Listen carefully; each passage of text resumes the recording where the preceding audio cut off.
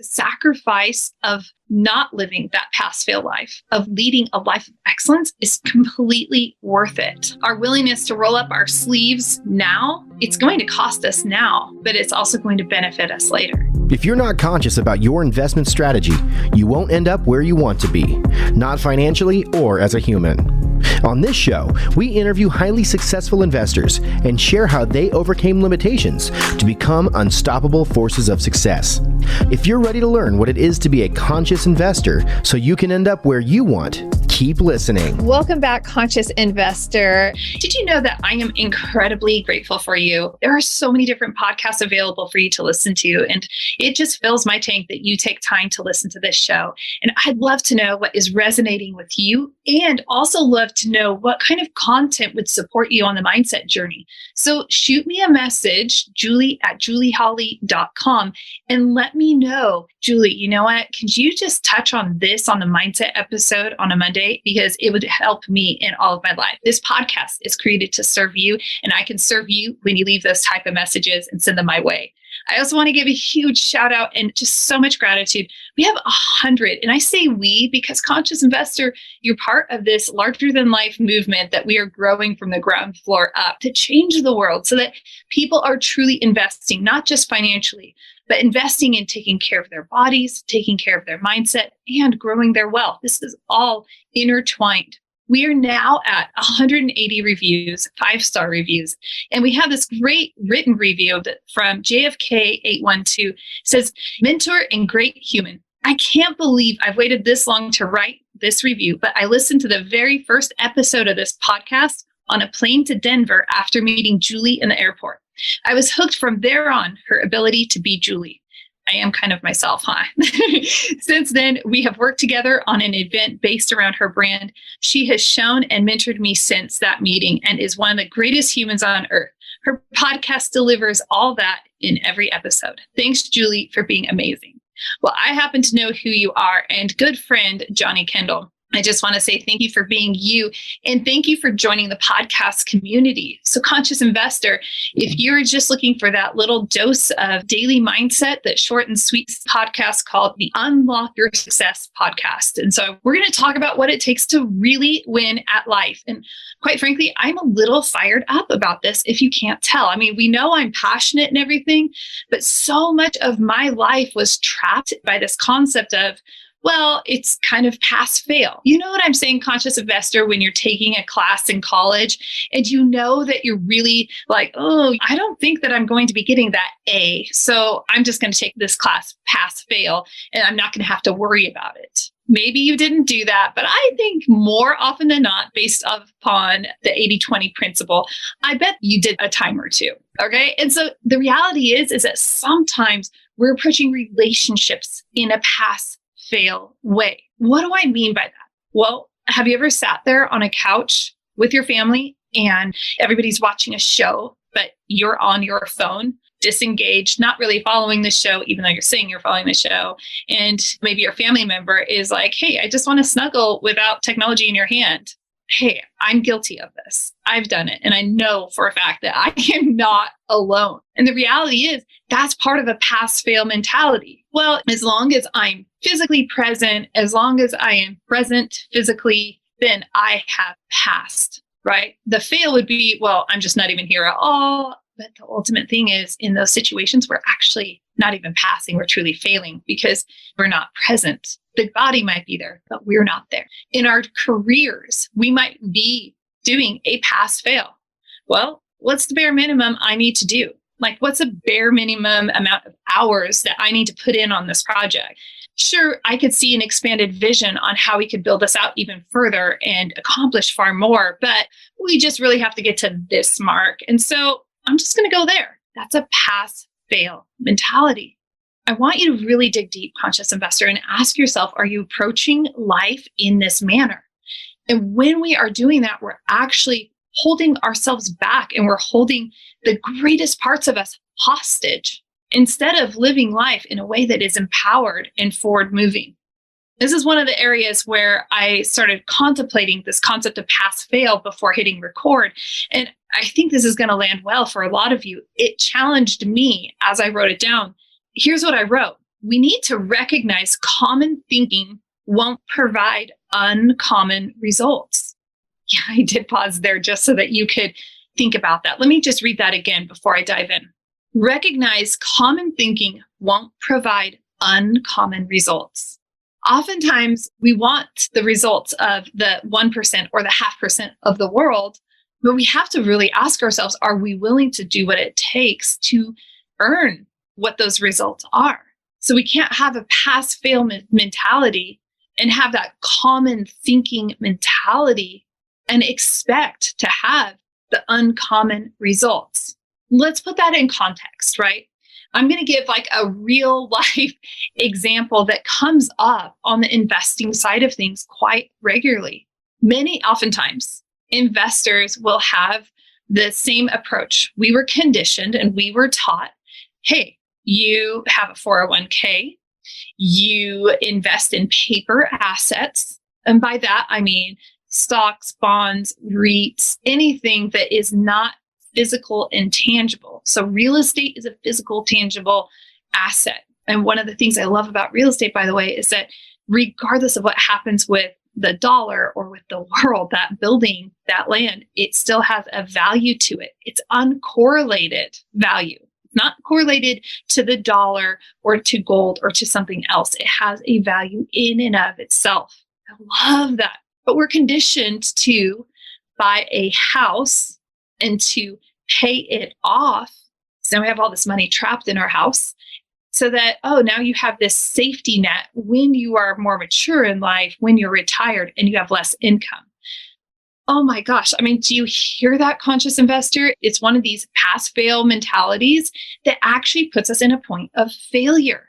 And so think about this. That is saying my quality of life is going to be capped out at a certain point. My house is going to be paid off.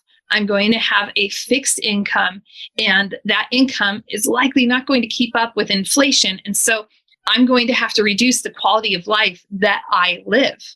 That is the majority of the world, the majority of America. That is the thinking. I'm going to gird myself up with this common thinking. I'm going to pay off my house. I'm going to have my 401k. I'm going to have my stocks and my bonds, and I'm going to live off of that in those later years. And yes, I understand my quality of life is going to continue to diminish. You guys, conscious investor, that's not going to serve you well. That's not going to support us when we are in those golden years. I have a high level of concern for so many of us because I have the opportunity and privilege of speaking with many investors and understanding what their retirement looks like. And so I suppose in this pass-fail mentality, I'd like to sound an alarm. We're currently purchasing an assisted living facility. And in that purchase, I've really dug into the numbers and into what people are prepared for and into what those costs look like. And in all reality, mature people that are in those later years of life, they're one accident away from having nothing based upon the savings that most people have. That sounds really daunting, and I don't mean to be in a negative way. I'm highly concerned for you, conscious investor. And some of you are being so cautious because you're continuing down the path of common thinking. So what do I do about that? We've got to hit refresh. We have to ask ourselves, like, what is it that I am conditioned to think or believe about investing, about the world, about my physical being? You see, we have to start dissecting the belief systems and the thinking that is leading us to act and behave in particular ways. And we must challenge those things. And when we can identify, some of them are going to be serving us powerfully, and some of them are going to be hindrances. So for many of you, you're on that cusp of, yeah, I need to schedule that call with Julie or someone at her company so that I can learn more about investing and have my nuanced questions answered. Conscious investor, that's you. And you need to step over and say, wait a second, why am I not jumping at that? What is it that is preventing me from taking time to schedule that time, that call, so that I can learn more? I was speaking with an investor just recently, and this was that pass-fail mentality of, well, we'll have this paid off and we'll just live off of this little bit. And it's like, you're behind on your retirement. You're behind on that savings. The common path, it really doesn't suffice for the general population. Okay. But if you're trying to play catch up, you cannot catch up on your retirement when you are using the common path. You have to have stronger investments that are going to bring those powerful returns into your life. So that's hey, schedule that call. Let's talk. Let's figure out how we can support you. Now, here's the other thing. Sometimes we have to hit refresh and we have to say, what am I conditioned? What am I believing about the world? Oh man, the world is an amazing place and people are absolutely extraordinary. Recently, I'm wrapping up a huge travel season and I'm really grateful that I'm going to have like just the next few months of being just relaxed with my family. But all that to say, I was traveling home. I'm at the Denver airport and I hear something behind me. And it was like that, oh, that did not sound good. What just happened? And it echoed. Concourse C, it's very light and airy, and it's that new part, that whole new extension on the concourse. It's beautiful, but you could just hear it echo. And I turn around, and this woman had fallen. I don't know how she fell, because there's nothing around that would cause somebody to fall, but she had had an accident, and she had fallen. And her iced coffee, very nice large size one, had splashed and spilled all over the ground, and her body was actually completely on the ground as well. Like when I say fall, it wasn't just like, oh, I just kind of fell. Like she just not face planted, but like side planted on the ground, coffee everywhere. I turn around and I start walking towards her, and guess what? Multiple people did the same thing.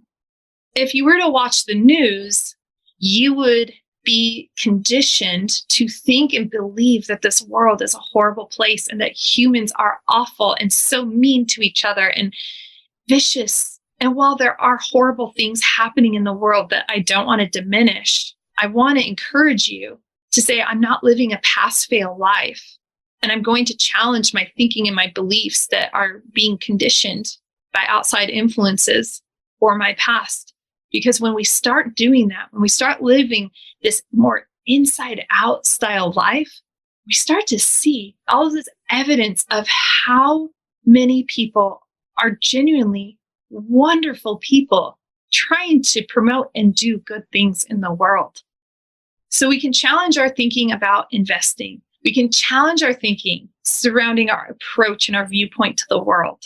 And by the way, let me add one more story. I don't think I've shared this one with you. I was recently in Nashville with some partners at their headquarters, and we're just structuring things, creating a game plan for our companies as we're looking into the future. What would that game plan look like? What kind of investments would we want to continue to partner in on? While I was down there, I leave to go get some coffee across the street. There's this gentleman. He's sitting on a bench, unsuspecting. He kind of looked like he might be a little sad. I just asked him, I said, hey there. I said, hey, scale of 1 to 10. How's your day going? And I did not have any expectation for how this man was going to respond. I didn't even know if he would respond, quite frankly. And he responds after contemplating for what felt like 5 minutes. It was probably 20 seconds, but it felt like an eternity. And he says, it's a 10. I'm like, really? That is phenomenal. What is leading this to be a 10 of a day? And his response was, I'm alive. I woke up alive. I have an opportunity to live today. That is a 10 right there. And he got a smile on his face and his demeanor softened. And it was just amazing. Later that evening, I was with one of my partners. We were grabbing a bite to eat for dinner. And she and I approached one of the servers, and a young man this time who looked like he was not having a great day at all. I asked this young man the same question. Scale of 1 to 10, how's your day? This time I did have an expectation that he was going to say like 5, 4, 3, right? Something like that. And he stops, he thinks about it, just like the gentleman earlier in the day. And he says the same thing, 10, I'm alive. So when we're thinking about the world, when we're thinking about the people, when we start to actually engage the people around us, when we engage the world, we have a better insight into what's really taking place in people's lives. Now, I mean, that's still superficial of scale of 1 to 10. I get that that's superficial. But to hear that their value on life was, I'm alive, I'm grateful, I'm going to have a great day, that helps shift that narrative that is trying to be, we're being conditioned for, right, by a lot of news media outlets and such. So I want you to really please think, am I approaching this with a pass fail mentality? Am I trying to apply common thinking and expecting uncommon results? Because that's not going to get you where you are. And this holds true with our bodies also. We can't expect to eat the bag of chips and the ice cream and throwbacks or a couple beers and a couple glasses of wine or something and not have that affect our physical being in some capacity, right? We can't say that we're going to do these things and expect uncommon results or even the results of being a fit, healthy being on the inside out. So I want to encourage you with that. Also want to encourage you that the sacrifice of not living that pass fail life, of leading a life of excellence, is completely worth it. Our willingness to roll up our sleeves now, it's going to cost us now, but it's also going to benefit us later. There is definitely a balance between, am I being work obsessed and workaholic type thing, or am I being the opposite? And we can not do the work that needs to get done now to pave the way for our future. What do I mean by this? I'm going to be very specific. It's really hitting, again, as I take my company into the assisted living space, all of these things become far more real, far more tangible. And when you are looking at these later years of life and preparing for them, today really, truly is critical and it matters. Yes, it's critical that we show up and that we're present for our family and that we're present for our children and that we are there. But it is critical also that we are present to build in and to prepare for our future. Steve and I were driving the kids to school yesterday. So I'm recording this. Today's the last day of school for my daughter. Yesterday was the last day of school for my son. His kids that were graduating don't have to go to school on this last day. And on the car drive there, I told the kids, I said, I know that the last few weeks have been really hectic with my company. It is just a little season, a little window that happens in life. That's fine. It can happen on the family side of traveling and having fun also. So it swings both ways. But I told them, I said, we don't want to be a burden on you and your families when you're our age.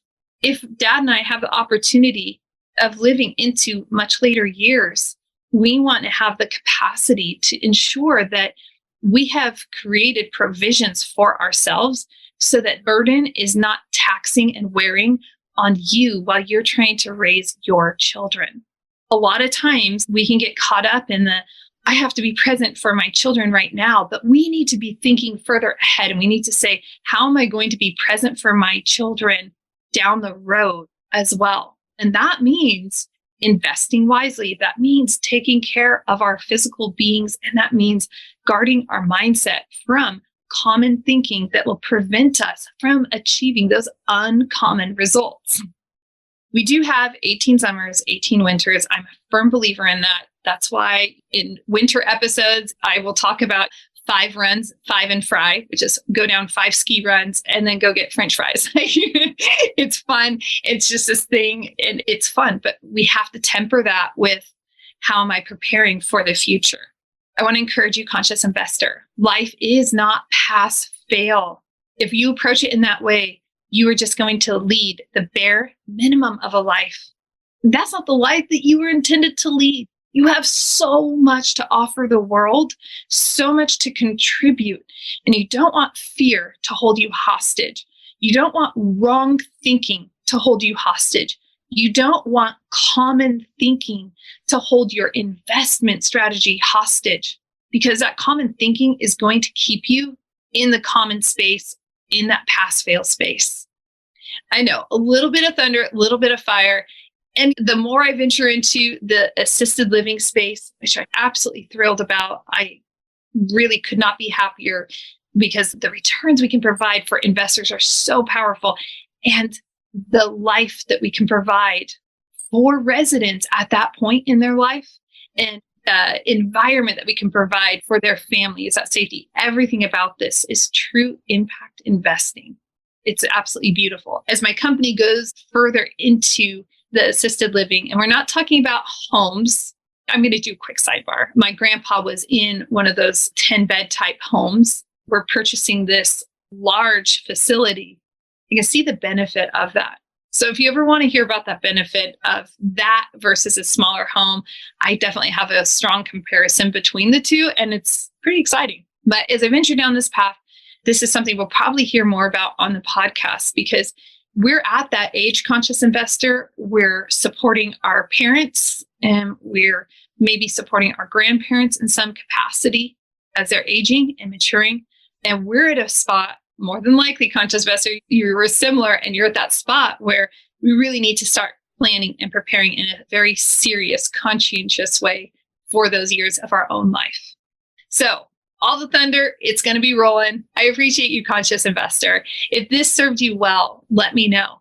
If you're living a pass-fail life right now, that doesn't mean that you have to continue down that path. Raise your level of awareness so that you're no longer leading that pass-fail life, and that you are actually in charge, in power, and aware of, what am I thinking and believing? And is that what I really, truly want to think, believe?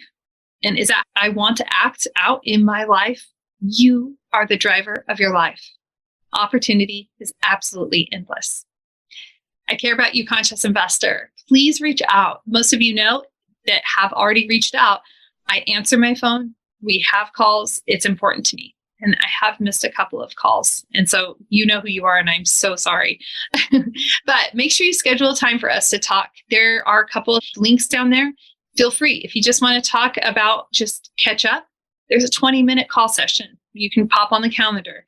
If you want to talk about investing, pop on the investor discovery call so that we can talk. Maybe we want to talk about your financial plan. Maybe you want to talk about strategies for your parents or somebody else. Like, how are we going to be prepared for this part of life? Like, reach out.